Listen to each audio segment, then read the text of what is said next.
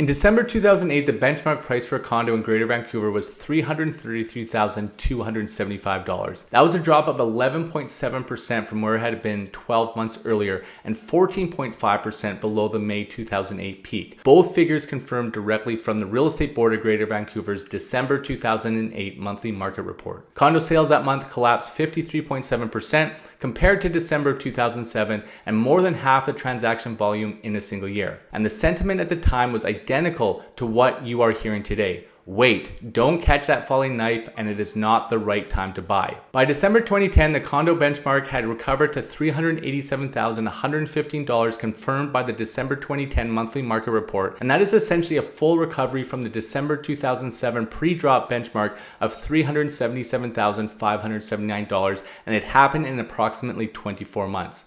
The people who were waiting for confirmation that the market had turned, they bought back into a fully recovered market. The people who were willing to do the analytical work and find motivated sellers during the pullback, they bought at a meaningful discount to where the market ended up. I want to be direct with you about something before we get into today's screen share. I'm not predicting a condo market recovery in any specific time frame. That would be irresponsible, and frankly, the conditions today have some important differences from 2008 that are worth understanding. What I am doing today is showing you a method, a specific way to look inside the current condo inventory and identify the listings where sellers have genuine motivation to close a deal.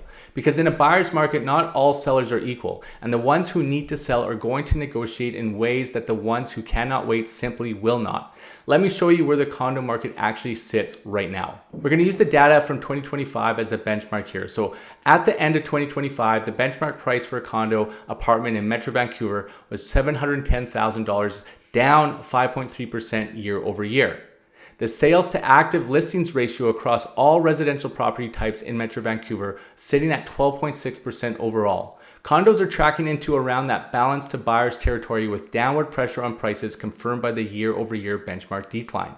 To give you a sense of scale on the inventory side, Wow.ca citing REBGV data reported that 2025 saw 65,335 total properties listed across Metro Vancouver, eclipsing the previous record from 2008 by approximately 1,000 listings. Meanwhile, annual sales came in at around 23,800, the lowest total in over 2 decades.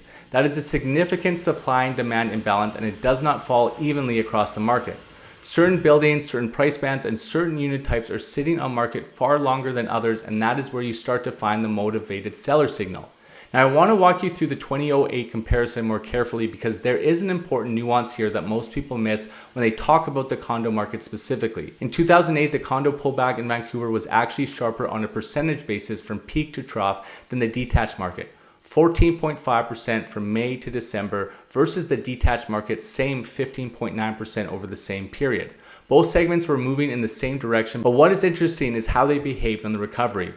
According to the REBGV December 2010 report, the condo benchmark recovered to $387,115, essentially marking the pre-correction level from December 2007, and detached homes by that same point had pushed above the pre-correction level to $797,868, above the December 2007 benchmark of $730,399. What that tells you historically is that both segments recovered, but detached outperformed condos on the recovery trajectory. In the current environment, the condo market is facing some additional headwinds that did not exist in 2008. Specifically, a large cohort of investors who purchased at 2021 and 2022 price levels, which were significantly above today's benchmarks, and who are dealing with mortgage renewal pressures at rates that are meaningfully higher than what they qualified under.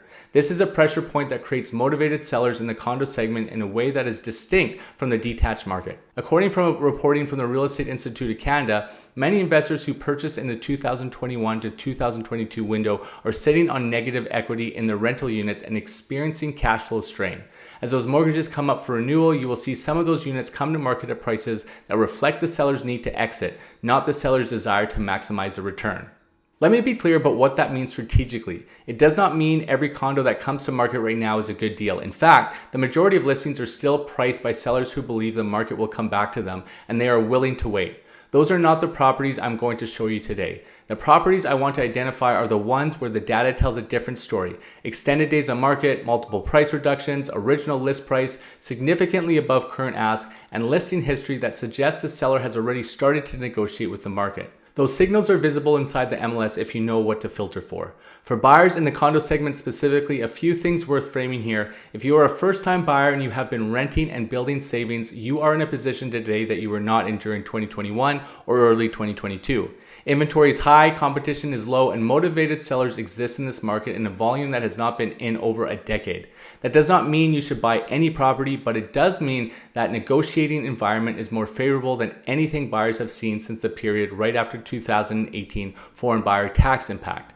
If you're an upsizer, someone holding a condo and looking to move into a townhouse or larger unit, the same spread logic applies here as I described from the detached market. In a declining price environment, the gap between what you are selling and what you are buying both compresses. But if you are buying at a higher price point than you are selling, you are typically coming out ahead on the net transaction. The key is not to wait until conditions turn back to confirm what you already suspect. By the time sentiment is positive, the spread opportunity will have largely closed. And if you're an investor or someone who has been following this market for years and wondering whether the thesis for Vancouver home ownership still holds up long term, the 2008 data point I showed you at the top of this video is the answer.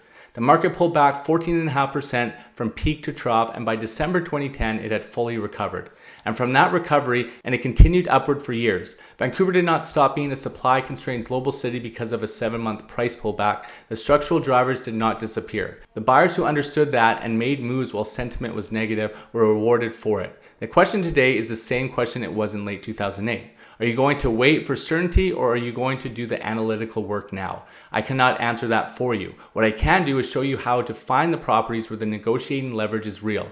And right now in this market, using live MLS data, let me pull up the screen and walk you through it now. Let's jump to the MLS data, and you can see here we have Vancouver East, Vancouver West. This is an attached search, and right now there's 2,909 listings available. So how do we filter out to see who needs to sell? And this is where the ninja trick comes in. You're going to see here realtor remarks, public remarks, okay?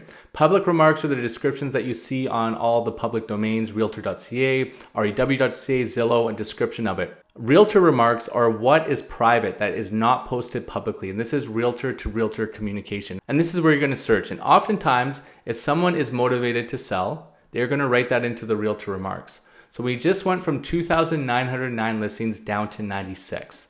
So this is everywhere where they don't want public to know, but this is the data points where it says that there is motivation from the seller, okay? So this is where you start to filter things out, right? You're gonna have a variety of pricing from 419,000 all the way up to 6.9. So let's use that as an instrument. Let's go to the cheapest and then go to the more expensive one here. So this one is 601 188 Kiefer Street. And in the realtor remarks, I'm not going to show them because they are private. This is something that the seller wants to communicate to a buyer to make a deal. This is a 500 square foot condo, 1 bedroom, 1 bath, and it is listed at 419,000. So let's go into the history to see what's happened here. So we can see that this is an original buyer. We don't see a close date on here.